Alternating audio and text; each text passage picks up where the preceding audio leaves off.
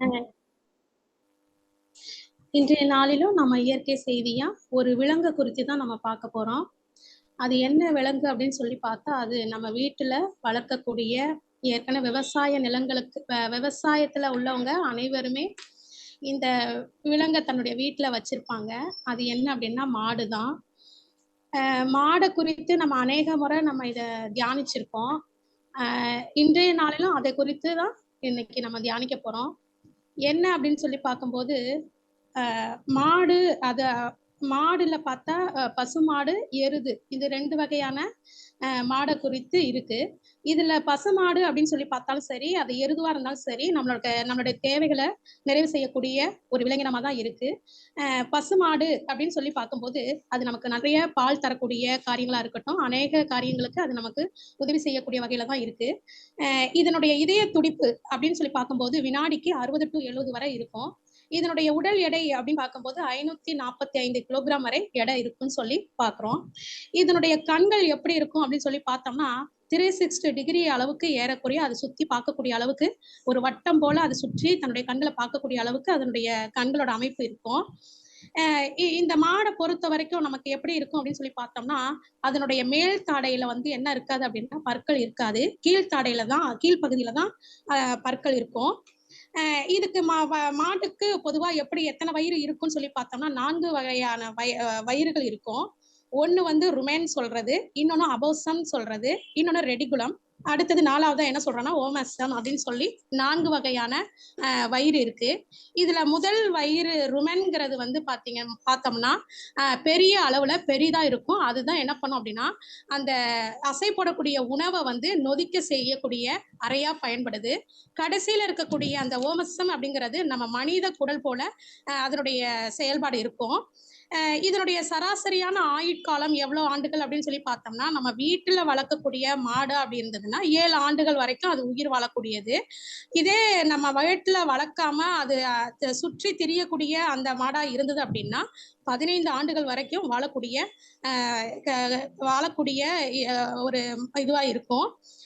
பொதுவா இது வந்து நம்ம பசுமாடை பத்தி நம்ம பாக்குறோம். எருதுவா இருந்ததுனாலும் இதே போலதான். ஆனா அது எருது வந்து என்ன பண்ணும் அப்படின்னா நம்ம விவசாய நிலங்கள்ல உழக்கூடிய ஒரு காரியமா இருக்கும். பொதி சுமக்கக்கூடியதா இருக்கும். மாடு அப்படிங்கும்போது அதனுடைய குணாதிசயங்கள் என்ன அப்படின்னு சொல்லி நம்ம பார்க்கும்போது பார்த்தோம்னா அது வந்து என்ன சாப்பிடும் அப்படின்னா புல்ல தின்னும் அப்படின்னு சொல்லி பார்க்குறோம். மேல எருது எப்படிப்பட்டதா இருக்கு அப்படின்னு சொல்லி பார்த்தோம்னா ஒரு பலமுள்ள ஒரு இதுவா இருக்கும். இது நிலத்தை உழுவக்கூடிய ஒரு விலங்கா இருக்கு. இது எப்படிப்பட்ட இடத்துல புல்ல மேயும் அப்படின்னு சொல்லி பார்க்கும்போது நல்ல மேய்ச்சல் உள்ள இடத்துல இது தனக்கான ஆகாரத்தை எடுத்துக்கும்னு சொல்லி பார்க்குறோம். இது வந்து நுகத்தை சுமக்கக்கூடியது அப்படின்னு சொல்லி இதனுடைய குணாதிசயங்கள்ல பார்க்குறோம். மேலும் இது என்ன அப்படின்னா கூட்டம் கூட்டமா தான் செல்லும். இப்ப மனிதர்கள் எப்படி தனக்கு இஷ்டமானவங்களோட விருப்பமானவர்களோட இருக்கிறாங்களோ அதே போல இதுவும் வந்து விருப்பமான அந்த கூட்டத்தோட இருக்கும். தனக்கு பிடித்தம் இல்லாத அந்த மாடோட சேராது. இப்ப எருது இருக்கக்கூடிய மாடு இருக்கக்கூடிய இந்த இடங்கள்ல என்ன இருக்கும் அப்படின்னா களஞ்சியங்கள் வந்து நிரம்புன்னு சொல்லி நம்ம பாக்குறோம். மேலும் இது பத்தி இன்னொரு காரியம் என்ன அப்படின்னா இது வந்து அதனுடைய தன்னுடைய மேய்ப்பனை அறிந்துக்கக்கூடிய மாடு அப்படின்னு சொல்லி நம்ம பார்க்கிறோம். சரி, இதுல இருந்து நாம கத்துக்கக்கூடிய இயற்கையின் வாயிலாக இந்த விலங்கு குறித்து இதுல மூலமா கடவுள் நமக்கு உணர்த்தக்கூடிய காரியம் என்ன அப்படின்னு சொல்லி பார்க்கும்போது இது வந்து நல்ல மேய்ச்சல் உள்ள இடத்துல புல்ல தின்னுன்னு சொல்லி பாக்குறோம். இது வழியில போறப்ப புல்ல வந்து என்ன பண்ணும்னா வேகமா அது வந்து எடுத்துக்கும். எடுத்துக்கிட்டு மாலையில் வந்து அது என்ன பண்ணும் அப்படின்னா அது மெல்ல அசை போடும்.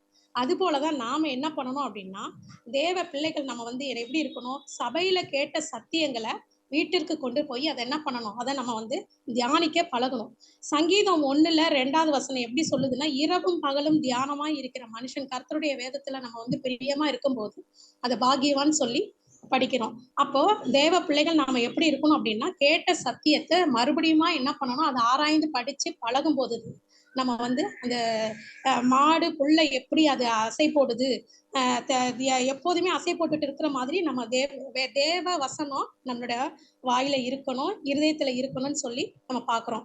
அடுத்தது வந்து என்ன அப்படின்னு சொல்லும் போது எருது பலம் உள்ளதுன்னு சொல்லி நம்ம பாக்குறோம்.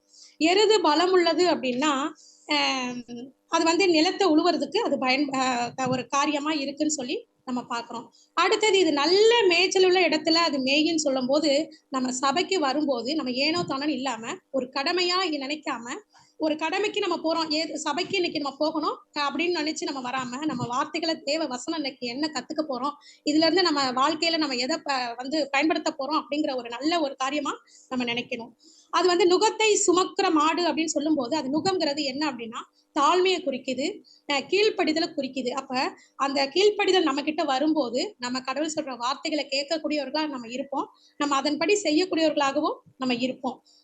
மேலும் வந்து இந்த மாடு எப்படி இருக்கும் அப்படின்னா கூட்டம் கூட்டமா இருக்கும். கூட்டம் கூட்டமா இருக்கும் அப்படின்னு சொல்லும்போது இது எதை குறிக்குது அப்படின்னா பரிசுத்தவான்களோட ஐக்கியத்தை வந்து காட்டுது.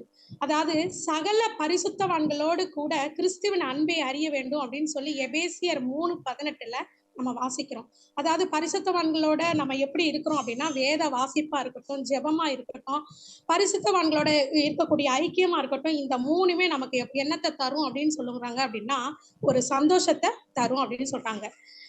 இந்த எருது இருக்கிற இடத்துல களஞ்சியங்கள் நிரம்பும் அப்படின்னு சொல்றாங்க.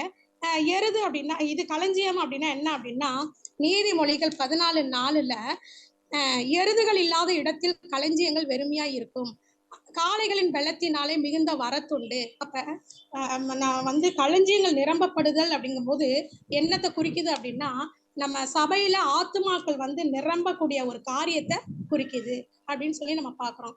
அடுத்தது என்ன அப்படின்னு சொல்லி பார்க்கும்போது இந்த மாடு வந்து என்ன பண்ணும் அப்படின்னா மேய்ப்பனை வந்து அறியுமா. அப்ப மேய்ப்பனை வந்து அந்த மாடு அறியறது போல நம்மளோட மேய்ப்பன் யாருங்கிறத நாம அறிஞ்சு நம்மளுடைய மேய்ப்பர்கள் சொல்ற வார்த்தை என்ன அப்படிங்கிறத அதுல மேய்ப்பருக்கு நம்ம கீழ்ப்படியக்கூடியவர்களாகவும் அவர் குறித்த வசனங்களை நம்ம ஆராயக்கூடியவர்களாகவும் நல்ல அறிவோடு நம்ம இருக்கணுங்கிற ஒரு நம்பிக்கையை நம்ம உணரக்கூடியவர்களாக இருக்கணும் அப்படின்னு சொல்லி நம்ம பார்க்கிறோம்.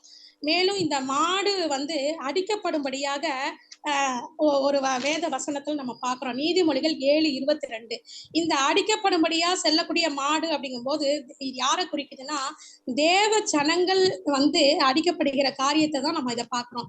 ஏன் அப்படின்னா நம்ம வந்து கடவுளோட பாதையில செல்லக்கூடியவங்களுக்கு என்ன வந்து சமாதானம் மட்டும் கிடையாது, என்ன உண்டு, பாடுகளும் உண்டு. அப்ப பாடுகள் வந்து எனக்கு ஏன் அப்படின்னு நம்ம நினைக்காம இந்த பாடுகள் வழியாகத்தான் கடவுள் நம்ம வந்து வழி நடத்துறாருங்கிற காரியத்தை உணர்ந்தவர்களாக உபத்திரத்தின் வழியாக தான் நம்ம என்ன பண்ணணும், தேவ ராஜ்யத்துக்குள்ள நம்ம பிரவேசிக்க முடியுங்கிற காரியத்தை நம்ம உணர்ந்தவர்களாக நம்ம நடக்கணும் அப்படின்னு சொல்லி இந்த இயற்கை செய்தியின் வாயிலாக இந்த மாடின் குணாதிசயங்கள் இருந்து நாம என்ன கத்துக்கிறோங்கிற காரியத்தை இதன் மூலமாக கற்றுக்கிட்டோம். இந்த இயற்கை செய்தியை சொல்ல தேவன் கொடுத்த இந்த நல்ல வாய்ப்புக்காக சபைக்கும் தேவனுக்கும் கொடான கொடி நன்றி. ஆமென்.